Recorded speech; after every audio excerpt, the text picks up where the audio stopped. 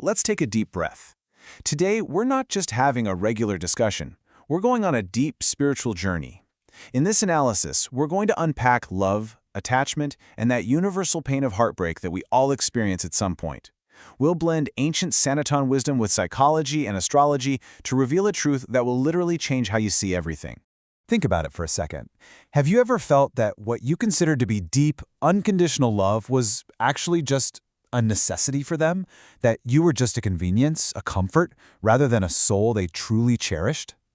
It's a bitter question, and it hits right at the heart. But that's exactly where our journey starts today.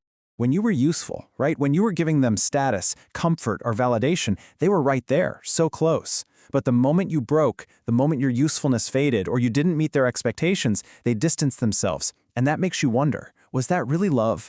Or are we just giving a beautiful name to a conditional transaction? Let's dive right into the world's bitter truth. There's this incredibly profound story in our ancient text about a king and a merchant who meet at Rishi Markandeya's ashram. In the past, the king was stripped of his kingdom and the merchant was actually kicked out of his house by his own son. Fast forward to the present, both of them have been betrayed and abandoned by their families. But here's the crazy part, their future is still completely trapped in the past. They're sitting in a forest, literally weeping for the very people who threw them out. The merchant is crying, "My son took all my wealth and left me, but my heart still aches for him." They are leaving us, yet we are crying for them. Rishi Markandeya explains to them that this isn't love, it's bondage. It's a psychological and spiritual trap where we foolishly cling to the very hands that pushed us away. We're shedding tears for people who don't even regret our absence. So, what does this all mean? Is it love or is it just selfishness? Both psychology and spirituality point to a very harsh yet liberating truth. You love no one more than yourself. Worldly love is often just a disguised form of self-comfort.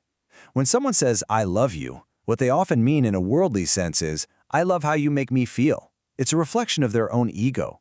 The second you stop making them feel good, that so-called love just vanishes.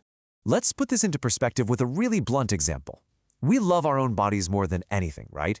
But if a body part gets cancer and threatens our life, we don't hesitate to cut it off to save ourselves. If we can discard a piece of our own body for self-preservation, how can we expect absolute permanence from another human being whose biggest priority is also their own self-interest? Human love often only lasts as long as it doesn't cause personal pain or major inconvenience.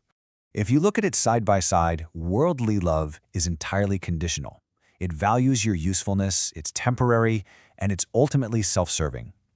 On the flip side, we have divine love. God's love is unconditional. The divine doesn't look at your bank balance or your physical beauty, only your pure devotion matters. It's eternal and completely selfless.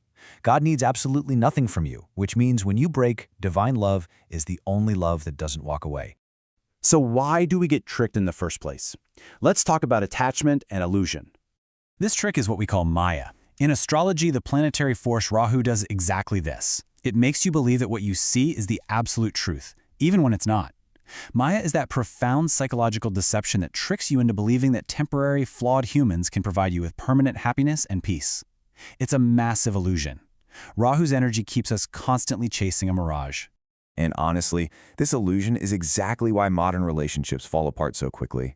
They crumble because they're built on fleeting desires rather than a deep spiritual foundation.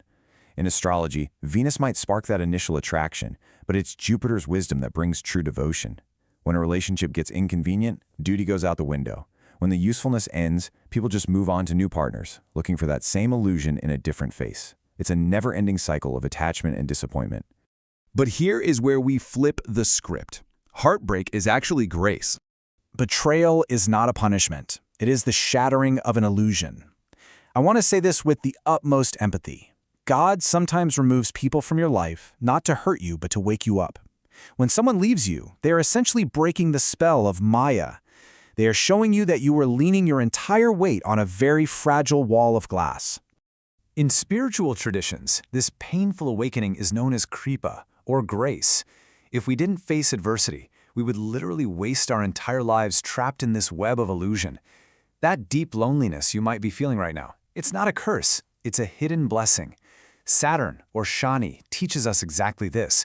Don't cling to what isn't yours. This is the universe's way of pulling you out of the temporary and pointing you toward the eternal. Now let's look at what true love actually is. God's true love. Our ancient texts are full of proof that God's love operates on a completely different level. Take Shabari, for example. She had no high caste, no wealth, no social status, but she had pure devotion, and Lord Rama accepted her completely. Or look at Mira. The entire world, including her royal family, turned against her, but she defied everyone for her eternal connection with Krishna. And Queen Ratnavati, when her husband banned her from spiritual company, she didn't compromise. She renounced her kingdom, shaved her head, and chose the divine over conditional royal comforts. God doesn't ask for your qualifications. God only asks for your heart. So how do we move forward? Let's walk the path of awakening. First things first, we have to stop begging for validation from people who are just as lost and temporary as we are. You are out there searching for the ultimate peace outside, but the beloved is waiting inside. We wander this world like beggars, knocking on the doors of human hearts, demanding a peace they are simply incapable of giving. Meanwhile, the divine, the only true source of peace, is quietly waiting within you. Always remember this. Heartbreak is not destruction, it is redirection. Your pain is the compass pointing you back to your true home. This is the energy of Ketu, liberating you from attachment and guiding you toward moksha, or ultimate freedom. You haven't lost everything. You've only lost what was keeping you from reaching your true spiritual heights. So now you're standing at a crossroads. Will you choose temporary attachment, constantly chasing shadows that disappear the moment it gets dark? Or will you choose eternal awakening, turning inward to find a love that will never, ever leave you? The choice is entirely yours. Keep reflecting, keep searching, and until next time, trust in the grace of the journey.